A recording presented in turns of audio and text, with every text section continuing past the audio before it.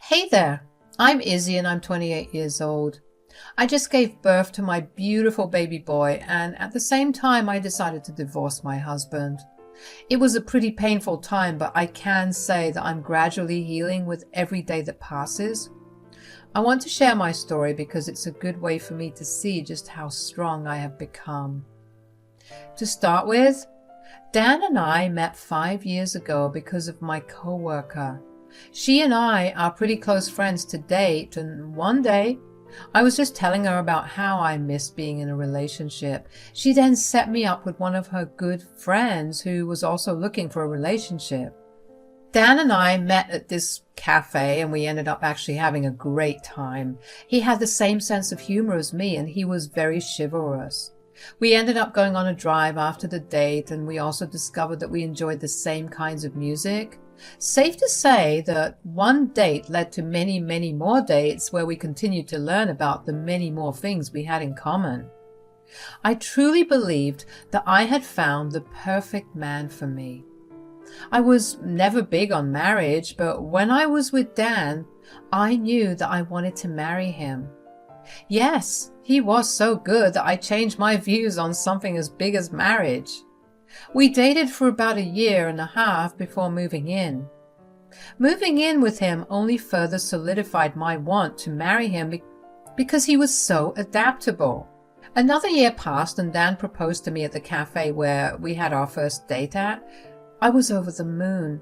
After we got married, I was ecstatic to spend the rest of my life with him. We enjoyed our time together and traveled quite a bit. We both had good jobs that allowed us to live more than comfortably. It helped that we didn't have kids. But that changed pretty quickly because Dan wanted us to have kids. I guess we should have talked about kids before getting married because I wasn't planning on having any. I have a history with PCOD, and I knew that having a child would be a painful ordeal. But Dan kept insisting on trying. Okay, think about how awesome it would be to raise our kids. I mean, you get to shape an entire person. I completely agree that it would be amazing to do that, but I don't think pregnancy is something I want to go through. It's a life-changing experience, and I don't even know how my body will handle it. We have more than enough money to deal with every treatment and medication required. I promise that I'll make it super easy for you. I don't doubt that you'll make it easy. I mean, why do I even need any of the treatments and medicines if I don't get pregnant? Why do I even need to get pregnant for us to have a child? Why can't we adopt or even consider surrogacy? No, I want a child that is mine, and I don't want some random lady carrying our child for us. Please, Izzy, this will be the ultimate culmination of our love. I'll think about it, okay? I really didn't want it, but Dan just got more insistent with time. Eventually we went to the OB/GYN, and after a bunch of tests, the doctor told me that it would be possible and safe for me to carry a child. So with that, we began trying. It took a little while, but I did get pregnant. My pregnancy was pretty hard throughout. I was in constant pain and I was always tired. At the beginning stages of my pregnancy, it was bearable. I could still go out and about with just a little more effort and tolerance. But as I got further along in my pregnancy, I found it harder and harder to move around out of the house. Don't get me wrong, I still walked around our house, but that was the extent of it. I relied completely on Dan. I remember feeling bad that Dan was responsible for all the chores around the house, but at the same time, I was literally incapable of helping him out. And it helped that Dan never complained. At some point, I realized that Dan was overworking himself, and if he continued, he was going to burn out. I didn't want that to happen, so after he had settled down in bed one night, I talked to him about having someone stay with us to help me out. How are you feeling? Good, just really tired. But what about you? Do you need me to get anything for you? No, I'm all right. In fact, that's what I wanted to talk to you about. I feel like I'm making you do too much work. Oh, honey, no. You're the one carrying a child. I mean, yeah, it's tiring, but I'm sure it's nothing like what you're experiencing right now. I agree, but I still want to make things a little easier for us. So I was thinking that we should have someone stay with us to help me out. Do you mean you want to hire someone or have family over? Whichever works best, I don't mind. Well, I was also trying to figure out a way to tell you this, but since you brought it up, I can say it now. Oh, what is it? My mom has been hounding me about coming to stay over so she can take care of you. I don't know about that, Dan. I mean, look, how about we have her over for a month, and if you don't want her there, we can hire someone. Or we can have my mom come over. You know that your mother doesn't like me, Dan. I'm happy that she wants to be involved, but I'm not having the best pregnancy. I don't have the energy or the mental capacity to deal with her antics. I know, but letting her stay with us for 1 month will also get her off my back. I kid you not, I've received a phone call from her every single day at the same time for the past 2 months. I didn't say anything because I didn't want to stress you out. I'm sorry, but dealing with her hasn't exactly been the easiest. Oh, you poor thing. I can imagine what she was like on the phone when you kept refusing to give in to her request. Okay, we'll let her stay here for a month. Not a day longer than that, though. Of course, I'll make sure of it. Dan's mom, Polly, and I didn't exactly have the best relationship. From the time we met, back when Dan and I were dating, she's been pretty hostile and aggressive with me. She has never failed to make me feel bad about myself.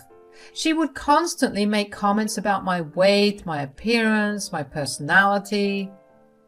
When we got married, her behavior only got worse. When she found out that I would continue to work after getting married, she lost her mind. She kept telling Dan about how I was being a disrespectful wife who didn't care about her husband. According to her, I should have stayed home and taken care of the house while waiting on my husband arm and foot. Of course, these are very outdated views, and I said so too. Of course, that led to her yelling at me for trying to brainwash her with modern, disgusting ideologies.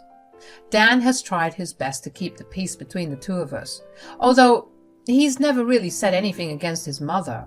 We used to have fights about it because I always felt like I was the one compromising, but he never ever asked her to make any compromise. But I ended up letting it go because I loved him and I didn't want to cause any problems with it. I did tell him that I would be actively avoiding his mother, and he could not change my mind about that. I guess he agreed with that because that meant less work for him to deal with. Polly and I have had the bare minimum conversations, but she did become a lot easier to deal with when I got pregnant. She believed that this pregnancy would force me to become the ideal housewife. I didn't want to start anything, so I didn't tell her that I planned to go back to work after I had the child. I was skeptical about her helping me out because even though she was nicer, it didn't mean that she wouldn't keep throwing insults my way. But I guess I also figured dealing with her for only a month would also make it easier for Dan, so I agreed. When Polly arrived, the first words out of her mouth were the state of the house. Ugh, look at the filth you guys are living in. Yeah, excuse the mess. I haven't had time or energy to clean up. You're the one cleaning up? What about Izzy? I'm currently heavily pregnant and I can barely stand, so Dan's helping me out, which I'm super grateful for. Who cares if you're grateful or not? My son isn't supposed to be working this hard for someone who does nothing but sit around and complain all day. Mom! No, you stay out of this. You've done enough for her. While I'm here, I'll whip her into shape. I really can't do much. Nonsense. I've been pregnant before and it wasn't that hard for me. Sure, but every woman experiences pregnancy differently. I'm glad you had an easy one, but I sure as hell am not. I'm so sorry that you have to deal with all this, Dan. Don't worry, I'm here now, and you won't have to do a thing. I rolled my eyes at her, but didn't say a word. I felt like Polly had a weird thing where she needed to prove that she was better than me for Dan, which was concerning. But it didn't affect my relationship with Dan, so I didn't really bother with it too much.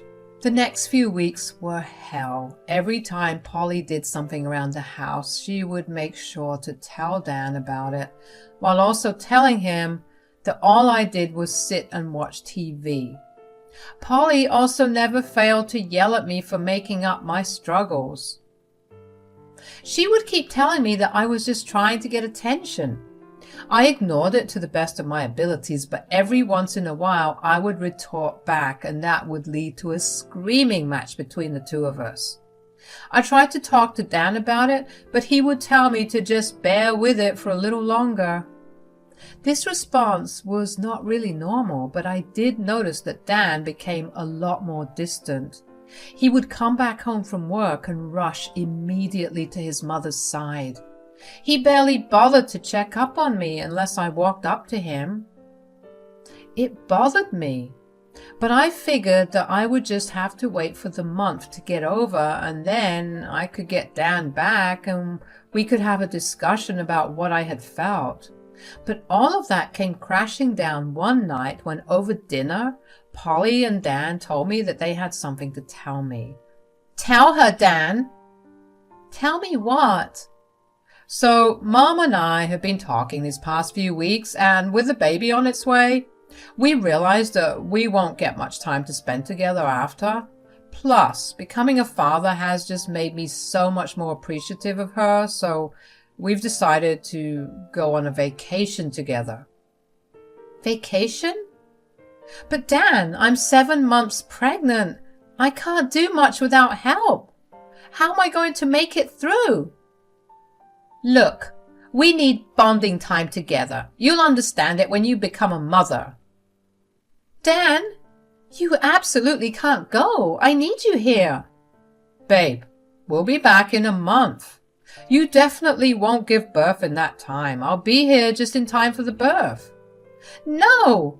How could you plan something like this without even telling me? Stop being a brat, Izzy. This trip is happening whether you like it or not. We're leaving tomorrow. What? How am I supposed to get any help in such a short time? Don't worry, I called your mom over. I just really need this time with my mom, okay? She's been doing so much for me, for us, and this will be a great time to show her my appreciation and bond with her. I couldn't believe what I was hearing. I took my dinner up to the guest bedroom and locked myself in there. I didn't want to see either of their faces. I just knew in my gut that the vacation was Polly's idea. The smirk she had on her face felt like a punch in the gut. Was that why Dan was being so distant? Because he was too busy planning a trip with his mother? How could he go on a trip when his wife was lying at home pregnant with his child?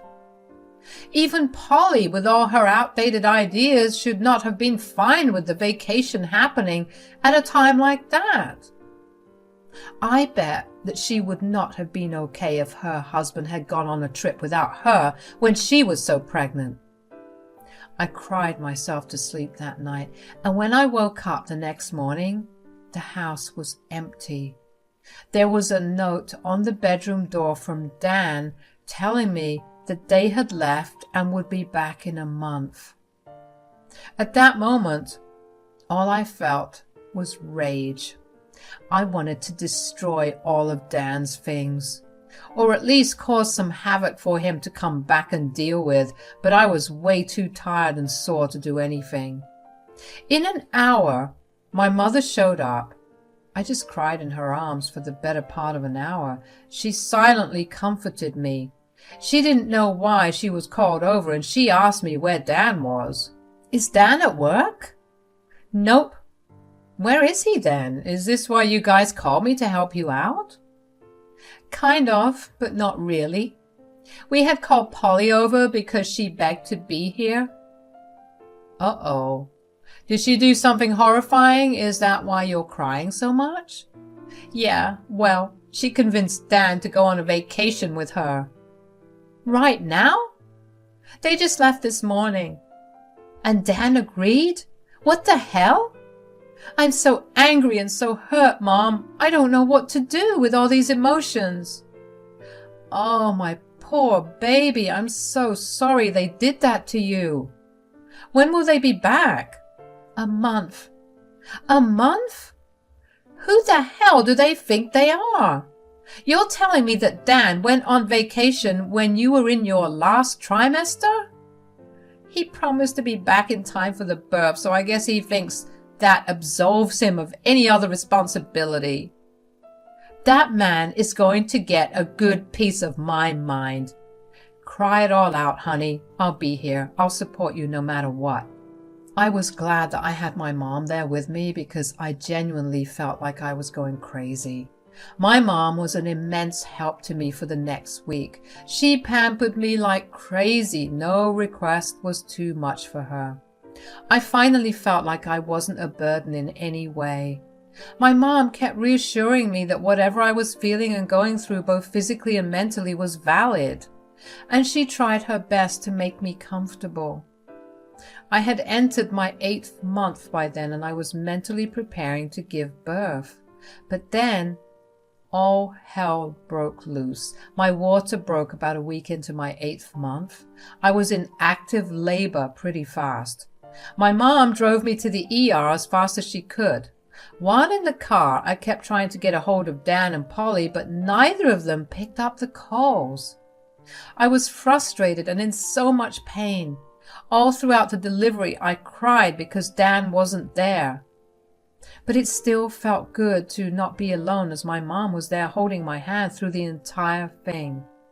After giving birth, I experienced a lot of blood loss and I fell unconscious. Thankfully, the baby was perfectly healthy, although I had to spend the next few days in the hospital recovering.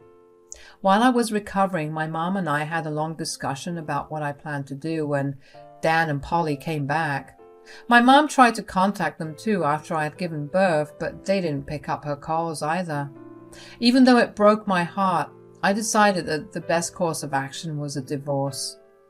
It also helped that I was really angry at that point. I didn't want my baby's father to be someone who would abandon them at important times. Dan had shown me his true colors, and there was no way I would let that slide. He would choose his mother over anyone else, including his wife and child. I let his behavior slide one too many times, but I guess that holding my child in my arms put everything into a different light for me. I never wanted my child to ever feel the abandonment I felt when I was giving birth, and I knew that I wanted to protect my baby boy. Thankfully, my mom had a lot of lawyer friends who specialized in divorces. She contacted one of them, and I began the filing process. I also asked for full custody of the child because there was no way in hell that I would let my child spend more than a couple of hours with Dan. Throughout the entire process, my mom was my rock. By the time I was discharged, the filing was done, and all that was left was for me to hand Dan the papers. There was still a couple of days until they came back, so my mom helped me pack all my things up while simultaneously preparing her place for the baby. We slowly adjusted to our new routines with the baby at hand, who thankfully was a very quiet baby who made barely any fuss. Finally, on the day that Dan arrived, I handed my baby to my mom and asked her to go back home. I didn't want Dan to see the child because he did not deserve that privilege. When Dan and Polly walked in through the door, they didn't even notice me sitting in the living room. They laughed and talked amongst themselves about all the fun they had on their vacation. When Dan finally noticed me, he looked surprised. "Oh, what are you doing here? Aren't you supposed to be resting?" "I think I'm pretty well rested." So you did manage to survive without us. Told you she was making it all up for attention, Dan. I guess. Anyways, where's Tara? I'm sorry we missed all your calls. We decided to ignore everything related to home. Oh, Mom's back at her place with the baby. She's coming back to pick me up right now. The baby? What do you mean? I ended up giving birth at the time that you and Polly were away. And you didn't think to tell us? I tried. My mom tried.